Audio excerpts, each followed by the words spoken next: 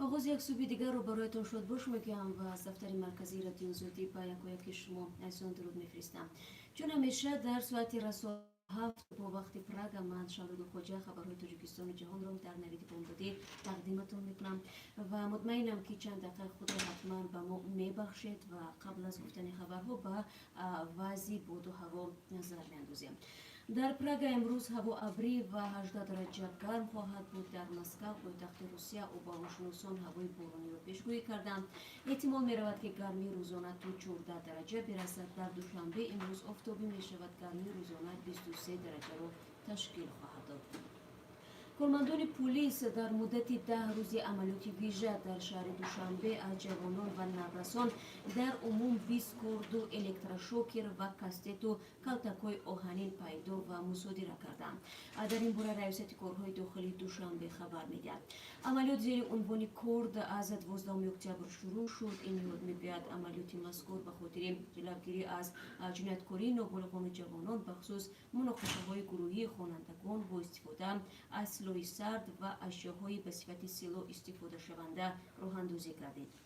برای با خود گرداندن کرد و دیگر اشیاءهای به صفت سلاح سرد که نسبت 4 نفر آنها بازداشت شده بودند و در میانشان دانشجو نیز هستند با قرار دادگاه به مهلت‌های از 5 تا 7 شبانه روزی حبس مأموری تطبیق کرده شده است. پرونده باقی مانده در بررسی سودی قرار دارد. برای ظاهر نمودن بی‌پروایی در تعلیم و تربیت فرزندان نسبت والدین نابالغان سندهای حقوق ویرانکنی مأموری ترتیب داده شدند. مقامات در حال به جستجوی کرد در میان جوانان شروع کردند که ماه روان یک دانشگاه تجارتی در پی مناقشه جان داد. دلمراد فوزیلوف که همگی یک ماه قبل تحصیل را در دانشگاه شروع کرده بود، صبح 8 اکتبر در رو به درس از زخم کرد کشته شد. مقامات در این کار دانشجوی دیگری دانشگاه تجارت عبیدالله قربانیفی 18 ساله را گمان برمی‌دارند. اینچنین مقامات گفتند یک دانشجوی دانشگاه اگراری را نیز برای کردزنی دستگیر کردند. مسئولین ریاست کارهای داخلی دوشنبه در یک مراجعتنامه به ساکنان پایتخت گفتند افزایش صادرشوی ابزارهای گروهی از جانب نابالغان و جوانان با استفاده از کرد و دیگر سلاح‌های سرد باعث نگرانی جدی مقامات و ساکنان شده است. و بینندگان عزیز احتمالاً ما در دوام روز به این موضوع باز برمیگردیم. روز 19 اکتبر بین شهر خوقند ازبکستان و شهرک شهیدان نویه اشت تاجیکستان روی اتوبوس برآمده شد. در این باره خبرگزاری ازبکستان با تکیه به وزارت نقلیات آن کشور اطلاع دادند. این مسیر بیش از 84 کیلومتر طول داشته. اتوبوس‌های نوی ایسوزو و میکرواتوبوس‌ها در آن مسافرکشانی می‌کنند. ارزش بلیط مسیر مذکور $2.5 یا نزدیک 25 سومانی است. بیشتر از این طور شما شاید در خاطر دارید و میدونید میان تاجیکستان و ازبکستان روای چند اتوبوس برآمده شده بود. خوجند تاشکند، خوجند فرغانه، دوشنبه ترمیز، دوشنبه دهنه، دوشنبه سمرقند از جمله آنها بودند. 4 کارمند سابق ریاست امور داخلی دوشنبه که به انجام کردارهای گوناگون از قبیل شکنجه و پاره‌گیری و سوء استفاده از منصب ایبدار می‌شوند، موقع خود را نسبت چنین اتهامات بیان داشتند. مقامات دادستانی علیه 4 ملیسای توجیک فرهاد نورخانوف، عوض سبزیف، امید وهابov و ایرانیدین اهلیدین در پی شکایت حمزه صالح از شکنجه شدنش پرونده جنایی باز نموده نزدیک 3 ماه می‌شود. مرافعه دادگاهی آنها ادامه دارد. روز 22 اکتبر در دادگاه شهر دوشنبه پرسش امید وهابov دایر گردید. امید وهابov که تا لحظه بازداشتش به حیث مفتش کلان در ریاست امور داخلی دوشنبه کار میکرد، این برآمدش در دادگاه گفت در دستگیر نمودن حمزه هیچ عمل غیرقانونی نکرده است. متأکد نمود که پس از آنکه حمزه را برای نگهداری موادی نشه‌آور به اداره پلیس آوردند، تمام پرسش‌هایش با او در دایره قانون صورت گرفته است. در همین حال نرگس عبدالرحمن و وکیل مدافع حمزه میگوید پرسش وهابov با زیرحمایه‌اش بر اساس موادهای ساخته‌کارانه انجام یافته. در چند حالت نقص معیارهای قانون به نظر می‌رسد که برای اثبات آنها دلیل‌های زیادی وجود دارد. وهابov این برآمدش تصدیق نمود که برای سبک نمودن جنایت حمزه که به استعمال و نگهداری غیرقانونی مواد نشئه گمان برمی‌شد، از یکی از نزدیکان او $1600 گرفته است. 4 کارمند ملیسا تنها امید وهابov به شکنجه حمزه صالح ایبدار دانسته نمی شود. پرونده زیدی 4 مامور ملیسا بر اساس شکایتی سکینی دوشنبه حمزه سولیف پس از گزارش ویدیویی رادیو آزادی در نیم سال پیش آغاز گردید. در مرافعه‌های دادگاهی کارمندان سابق ملیسا 17 نفر همچون جبر دیده نسبت به آنها شکایت کردند. حمزه سولیف یکی از جبر دیده‌های اساسی قبلا ضمن صحبت ویدیویی با رادیو آزادی گفته بود که برای به گردن گرفتن جنایت او را با نیروی برق سخت شکنجه نمودند.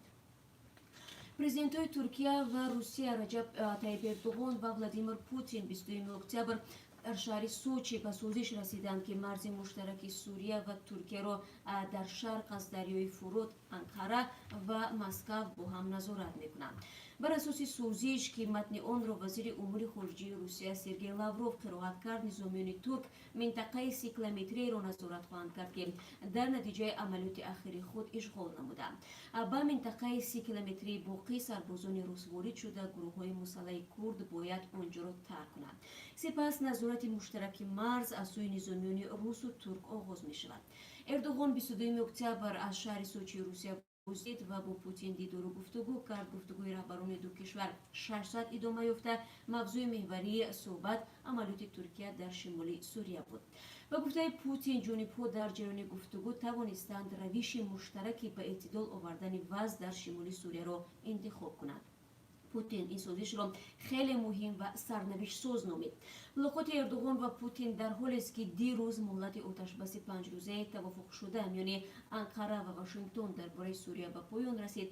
عملیات ترکیه در خاک سوریه پس از آن آغاز یافت که دونالد ترامپ رئیس جمهوری آمریکا اعلان نمود نیروهای کشورش را از شمال و شرق سوریه خارج می‌کند. این نیروها تا هنوز مانع حمله‌های گسترده ترکیه به نیمه نظامیان کرد شده بودند. سازمان ملل متحد، آمریکا، اتحادیه اروپا و چند دیگر از کشورهای غربی گفتند به عهدشان برای رسیدن به سازش صلح پایدار و خاتمه دادن به جنگ در افغانستان صادقند. بیانیه با چنین مضمون بعد ملاقات زلمه خلیلزاد فرستاده خاص آمریکا برای افغانستان روز 22 اکتبر و بعد ملاقات او با دیپلمات‌های بریتانیا، فرانسه، آلمان، ایتالیا، نروژ، اتحادیه اروپا و سازمان ملل در شهر بروسل نشر شد.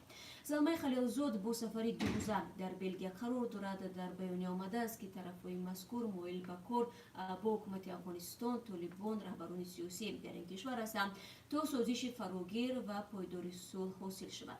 مؤلفان بیانیه رایدهندگان افغان را ستایش کردند که با وجود مشکلات فنی و تهدیدهای امنیتی در انتخابات ریاست جمهوری در روز 28 سپتامبر شرکت ورزیدند. در بیانیه از تمام طرف‌های مناقشه در افغانستان خواسته شده است که تا زمان مذاکرات قریب الوقوع بین الافغانی از جنگ و خونریزی دست بکشند تا نقشه سیاسی روی افغانستان برای آینده به دست بیاید. همچنین از طالبان و دیگر گروه‌های افغانستان طلب کردند که اجازه ندهند تا کشور به پناهگاه القاعده و دیگر گروه‌های بین‌المللی تروریستی تبدیل یابد و طالبان هم باید چنین گروه‌ها را دستگیری نکنند و ارتباط با آنها را قطع نمایند. دادگاه در شرق اوکراین منطقه دونتسک که یک قسمش را جدای طلبان رو به روسیه نظارت میکنند استانیسلاو آسیف را به 15 سال زندان محکوم کرد. خبرگزاری دن روز 22 اکتبر نوشت که دادگاه آسیف را در جاسوسی، افراطگرایی و دعوت عمومی برای ویران کردن تمامیت ارضی محکوم کرد. آسیف با رادیوی آزادی هم با تخلص استانیسلاو واسین همکاری میکرد. او 2 ایون سال 2017 در منطقه دونتسک ناپدید شد و از آن زمان تا کنون در بازداشتگاه قرار داشت. جیمی فلای پرزیدنت رادیو اروپای آزاد رادیو آزادی گفت حکم استانیسلاو آسیف که ماه آگوست صادر شده است تازه اعلام گشت و این مورد انتقادی است. او گفت استاس یک ژورنالیست است که میخواست درباره وضع واقعی در شرق اوکراین آگاه کند. این حکم جدای طلبان رو به روسیه در دونتسک تلاش خاموش کردن صدای پرقدرت و مستقل او می باشد. استاس باید بلافاصله آزاد شود. ژورنالیست 30 ساله یکی از چند ژورنالیست در دونتسک است که بعد تحت نظر جدای طلبان گذاشتن شهر کار را ادامه داد. در همایش بین‌المللی پژوهش میراث بوستان از دیروز تا امروز که روز 20 اکتبر در شهر دوشنبه با شرکت دانشمندان و بوستانشناسان از 23 کشور جهان برگزار شد، تصمیم گرفته شد که در تاجیکستان مرکز علمی بین‌المللی سامانیان شناسی تأسیس داده شود. مقامات تاجیکستان از یونسکو خواستار تأسیس جایزه بین‌المللی در زمینه تحقیق و بررسی تاریخ و ادب و فرهنگ دوران سامانیان شد. همچنین در این همایش خواسته شد که دانشگاه جهانی کوروش بزرگ که سال 2012 در استرالیا تأسیس شده بود و حالا در نیویورک و سیدنی بخش‌های خود را دارد، در دوشنبه نیز فعال کرده شود. این بار جایزه بنیاد منوچهر فرهنگی به یوسف نورعلیف و اسکرعلی رجبوف، دو پژوهشگر تاریخ بوستان تقدیم گردید. عبدالجبار رحمانزاده یاور رئیس جمهوری تاجیکستان در صحبت با رادیو آزادی در این باره افزود از این به بعد 29 اکتبر در تاجیکستان روز کوروش کبیر جشن گرفته خواهد شد. جناب رحمانزاده گفت نامه پرزیدنت تاجیکستان با رهبریت یونسکو درباره به فهرست میراث فرهنگی غیر مادی شامل کردن جشن بیرگان و صده ارسال کرده شده است. این جشن‌ها در قطار نوروز تجسمگری تمدن قدیمی تاجیکان میباشند. و یک خبر ورزشی هست. انتظار میرود که فردا سامان محمد بیکوف به تاجیکستان برود. این ورزشگر جوان هفته گذشته در مراکش عنوان قهرمان جهان آید به جودو را صاحب شد. کمیته کار با جوانان و ورزش میگوید که استقبال سامان محمد بیکوف در فرودگاه دوشنبه به طور تنتنوی صورت میگیرد. ضمناً کمیته همه دوستداران و مخلصان را به پیشواز سامان محمد بیکوف به فرودگاه دعوت نموده است.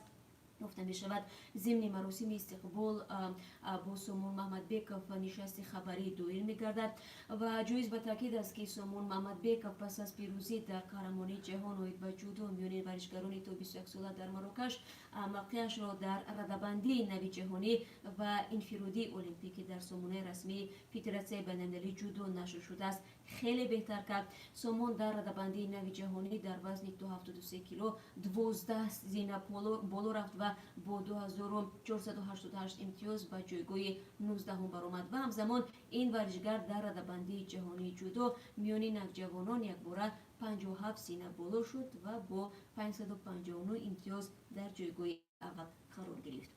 اکنون از قرب اسعار خارجی برای امروز میگویم که از طرف بانک ملی تعیین شده است. ضمناً خبر خوبی هست برای مهاجرانی که در روسیه هستند و به وطن پول میفرستند. امروز یک کمی قرب روبل روسیه کمتر بالا رفته است و اول از دلار میگویم. حالا یک دلار 9 سومانی و 69 درم ارزش دارد. یک یورو 10 سومانی و 79 درم و 1000 روبل روسی 152 سومانی تعیین شده است. تشکر میگویم از همه شما دوستان برای همراهی. 12 دقیقه من با شما صحبت کردم و خبرهای تازه تاجیکستان و جهان را رساندم. البته روز نواپاس شد و خبرهای بیشتر از این همراه با گزارش‌های جالب البته در پیش هستند که من امیدوارم شما در برنامه خبری حتما ما را همراهی میکنید و همینگونه سرخط خبرهای روز را نیز تماشا خواهید کرد تا اینکه از نوگانی‌های روز با خبر باشید. باقی سلامت باشید، روزی خوب داشته باشید و تشکر برای همراهی و یکایک شما.